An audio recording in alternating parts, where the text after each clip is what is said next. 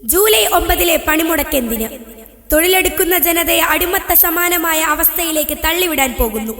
ഇതൊരു ജീവൻ മരണ പോരാട്ടമാണ്. ജൂലൈ 9 പണിമുടക്ക് സംഘടിക്കാനും യൂണിയൻ രൂപീകരിക്കാനുമുള്ള അവകാശം, കൂട്ടായി വിലപേശാനുള്ള അവകാശം, പ്രതിഷേധിക്കാനും സമരം നടത്താനുമുള്ള അവകാശം എന്നിവയെല്ലാം ലേബർ കോഡുകൾ നിഷേധിക്കുന്നു. അധ്വാനിക്കുന്നവർക്ക് കൂട്ടായി പ്രതിഷേധിക്കാനുള്ള അവകാശം ഇല്ലാതാകുന്നു. ചുരുക്കത്തിൽ ലേബർ കോഡുകൾ തൊഴിൽ മേഖലയിൽ അടിമ സമാനമായ സാഹചര്യം സൃഷ്ടിക്കുന്നു. ഇതെല്ലാം മൂലധന ശക്തികളുടെ ലാഭ താൽപര്യം സംരക്ഷിക്കാനാണ്.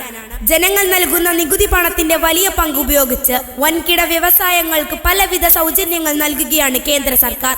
പ്രൊഡക്ഷൻ ഇൻസെന്റീവ്, കേപ്പൽ ഇൻസെന്റീവ്, എംപ്ലോയ്മെന്റ് ലിങ്ക്ഡ് ഇൻസെന്റീവ് എന്നീ പേരുകളിലാണ് കമ്പനി ഉടമകൾക്ക് പ്രോത്സാഹനം നൽകുന്നത്.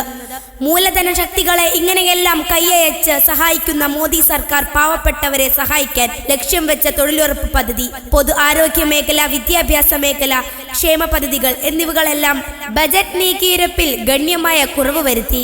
ലേബർ കോഡുകൾ വഴി തൊഴിലാളികളുടെ മൗലികമായ എല്ലാ അവകാശങ്ങളും തകർക്കുന്നതോടൊപ്പം പാർലമെന്റ് പാസാക്കിയ UAPA, PMLA, ഭാരതീയ ന്യായ സംഹിത തുടങ്ങിയ കരിനിയമങ്ങൾ വഴി അധ്വാനിക്കുന്ന ജനതയുടെ എല്ലാ ജനാധിപത്യ അവകാശങ്ങളും കവർന്നെടുക്കുന്നു. ഫാസിസ്റ്റ് രൂപത്തിലുള്ള ആക്രമണമാണ് തൊഴിലാളി വർഗത്തിന് നേരെ ഭരണകൂടം അഴിച്ചുവിടുന്നത്.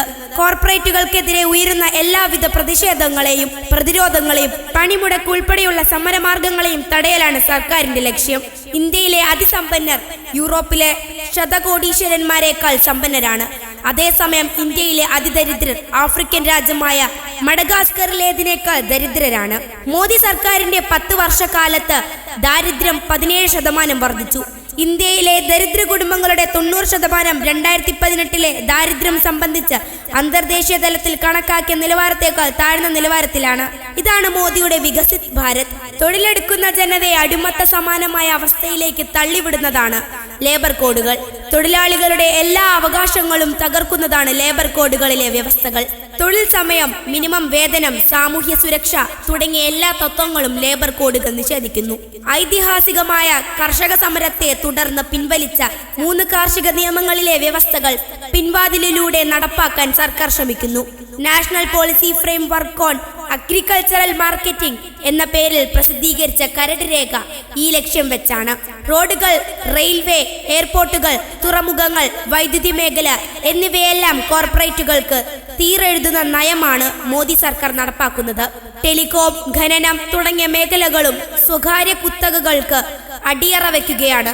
ഇൻഷുറൻസ് മേഖലയിൽ 100% വിദേശ നിക്ഷേപം സർക്കാർ പ്രഖ്യാപിച്ചിരിക്കുന്നു. ഇത് LICയുടെ മരണമണിയാണ്. ഭാരതീയ ന്യായ സംഹിതയുടെ 111 വകുപ്പ് വ്യവസ്ഥ ചെയ്യുന്നത് തൊഴിലാളികൾ കൂട്ടായി ഒപ്പുകൾ ശേഖരിച്ച് പരാതി നൽകുന്നത് പോലും ക്രിമിനൽ കുറ്റമാണെന്നാണ്. ഈ കുറ്റത്തിന് പ്രതികളാകുന്നവർക്ക് ജാമ്യം നിഷേധിക്കാം. തൊഴിലാളികളെയും യൂണിയൻ നേതാക്കളെയും ജയിലിലടയ്ക്കാം. ഇത്തരത്തിൽ കേസെടുക്കുന്ന അനുഭവങ്ങൾ രാജ്യത്തിന്റെ വിവിധ ഭാഗങ്ങളിൽ ഉണ്ടാവുന്നുണ്ട്. വ്യവസായശാലകൾക്കും സർക്കാർ ഓഫീസുകൾക്കും മുമ്പിൽ പ്രതിഷേധിക്കുന്നതും പ്രകടനം നടത്തുന്നതും കുറ്റകരമാക്കിയിരിക്കുന്നു. ജനങ്ങളുടെ താല്പര്യം തീർത്തും അവഗണിക്കുന്ന സർക്കാരാണ് രാജ്യം ഭരിക്കുന്നത്. രാഷ്ട്ര സമ്പത്ത് കോർപ്പറേറ്റുകൾക്ക് തീരെഴുതുന്ന ഈ ജനവിരുദ്ധ സർക്കാരിനെതിരെ ശക്തമായ ചെറുത്തുനിൽപ്പ് ഉയർന്നു വരണം. തൊഴിൽ ഭയത്തിന്റെ അന്തരീക്ഷം സൃഷ്ടിക്കുകയാണ്. ഈ സാഹചര്യത്തിൽ തൊഴിലാളി വർഗ പ്രസ്ഥാനങ്ങൾക്ക് മൗനം ദീക്ഷിക്കാൻ സാധ്യമല്ല. യോജിച്ച സമരങ്ങളിലൂടെ ലേബർ കോഡുകൾ നടപ്പാക്കുന്നത് തടയാനാകണം. ഇതൊരു ജീവൻ മരണ പോരാട്ടമാണ്. ഭരണഘടനാപരമായ അവകാശങ്ങൾ സംരക്ഷിക്കാനുള്ള പോരാട്ടം. ഇതിനെല്ലാം വേണ്ടിയിട്ടാണ് ജൂലൈ 9 പണിമുടക്ക്.